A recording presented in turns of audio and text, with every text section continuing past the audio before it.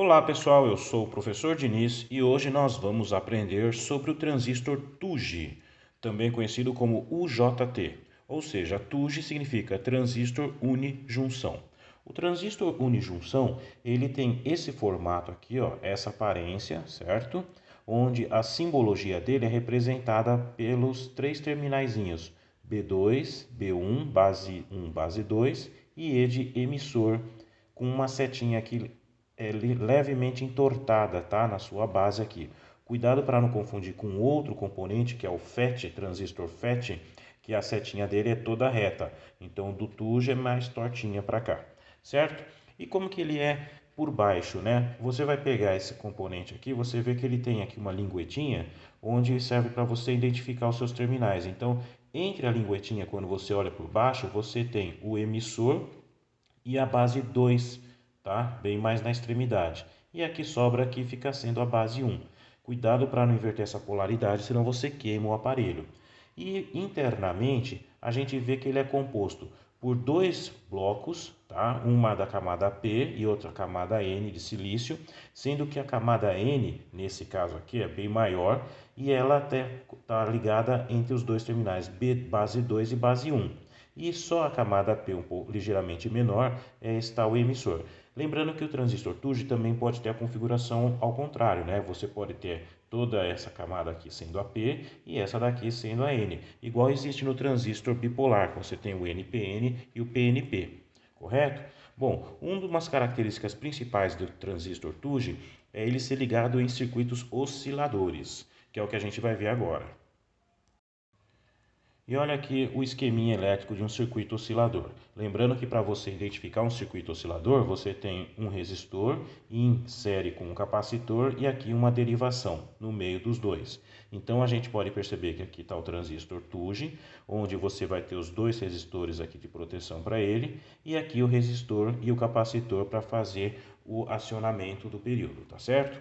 Então a gente vai colocar aqui três pontas de provas, uma aqui no VB2, outro no VB1, que seria a base 1 do transistor, e também vamos colocar aqui uma ponta de prova no emissor dele. Vamos analisar o circuito? Então, beleza. A gente tem aqui uma tensão, vamos dizer que seja 9 volts. Essa tensão ela vai chegar até aqui e a gente verifica que nesse ponto o transistor a gente não sabe ainda que ele está conduzindo ou não, então vamos dizer que ele não esteja conduzindo.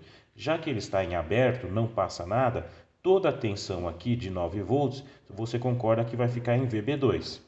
Então, o que a gente vai fazer? Vai desenhar essa tensão aqui de 9 volts. Ela está no VB2 como no nível lógico mais alto. O nível lógico 1, né? E aí a gente tem o quê? Bom, a gente tem a corrente vindo para cá. Chegou nesse nó, para onde que ela vai? Primeira coisa que a gente tem que lembrar é que se você dá de cara com um capacitor, esse capacitor vai estar descarregado. E um capacitor descarregado, ele funciona como se fosse um curto-circuito. Então é óbvio que a corrente elétrica vai primeiro para ele e não vai virar aqui no emissor. Então o que vai acontecer? Essa tensão e essa corrente elas vêm aqui para o capacitor, que ele vai começar a se carregar. Então, se a gente for colocar aqui a ponta de prova aqui no emissor, ele vai monitorar a tensão do capacitor. Então, nessa hora, vamos dizer assim que o capacitor esteja carregando, carregando, carregando, carregando até chegar no seu ponto máximo. Aí o que acontece? Uma hora carregou esse capacitor, ele funciona como um circuito aberto. Então, o que vai acontecer? A energia vai vir para o emissor e o capacitor vai perceber que não vai vir mais energia, ele vai descarregar também sobre o emissor. E o que isso vai gerar? Vai gerar a condução do transistor TUG. Então, nesse ponto aqui, ó, a gente vai ter a condução do TUG, então o que vai acontecer? É uma chave fechada. Toda a tensão que está aqui, ela vem para cá, para esse resistor. Então, imediatamente, o VB2 vai para o nível lógico 0 e o VB1, que estava inicialmente no 0, ele vai receber essa tensão, vai para o nível lógico 1. E enquanto isso o capacitor vai descarregando. Eu vou colocar ele com uma descarga bem lenta, tá? Porque a descarga dele é quase imediata, mas é só para você acompanhar o raciocínio. Ele vai descarregando, descarregando, descarregando, descarregando, até chegar uma hora que não tem mais tensão nele, ele vai funcionar como um curto-circuito e toda a energia vai direto para ele, não tendo mais energia no ponto E do emissor.